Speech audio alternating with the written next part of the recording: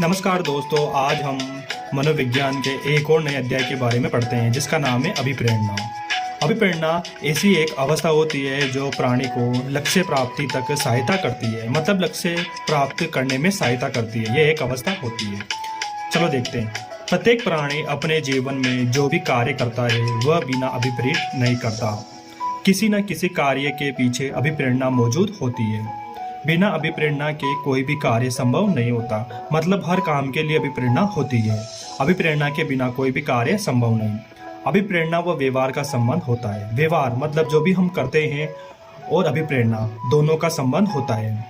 जैसे हम भोजन क्यों करते हैं, हम पढ़ाई क्यों करते हैं, कोई व्यक्ति क्यों किसी समूह का सदस्य बनना चाहता है, इन सभी के पीछे अभिप्रेरणा होती है। हम भोजन करते हैं ताकि हमारी भूख को शांत कर सके। हम पढ़ाई करते हैं क्योंकि हम सफलता प्राप्त कर सकते हैं।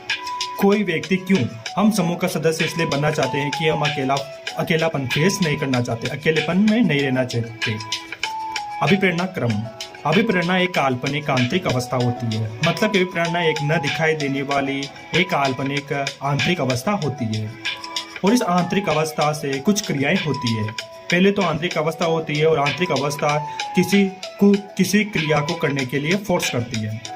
क्रियाएं निश्चित दिशा में ले जाती है। क्रियाएं जो व्यवहार होता है, काम होता है, उसको सफलता प्राप्त करने के लिए निश्चित दिशा में ले जाती है और उद्देश्य प्राप्ति तक रहती है। क्रियाएं कब तक रहती है? उद्देश्य प्राप्ति तक रहती है। जैसे भूख एक आंतरिक अवस्था है। मनुष्य प्राणी की या जीव जंतु प्राणी जीव की भूख एक आंतरिक अवस्था है जो उन्हें लगती है।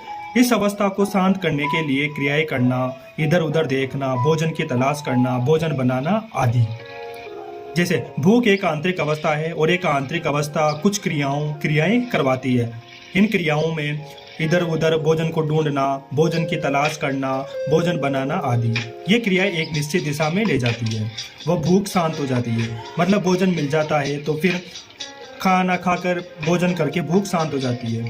व्यक्ति में क्रियाशीलता की अवस्था तब तक पाई जाती है जब तक उद्देश्य प्राप्त नहीं होता। जैसे समझते हैं, भूख एक आंतरिक अवस्था है जो प्राणी जीव को लगती है, और इसे शांत करने के लिए वह क्रियाएं करता है, इधर उधर देखता है, भोजन की तलाश करता है, भोजन बनाता है। ये सभी वो क्रियाएं हैं, और ये क्रियाएं उसे भोजन बनाने में, भोजन मिल जाने में मदद करती है, और जैसे ही वह भोजन कर लेता है तो उसकी भूख शांत हो जाती है। ठीक है, आज हमने पढ़ा अभिप्रेरणा के सामान्य तथ्य, सामान्य जानकारी के बारे में। अगला पढ़ेंगे हम अभिप्रेरणा चक्र। Thank you.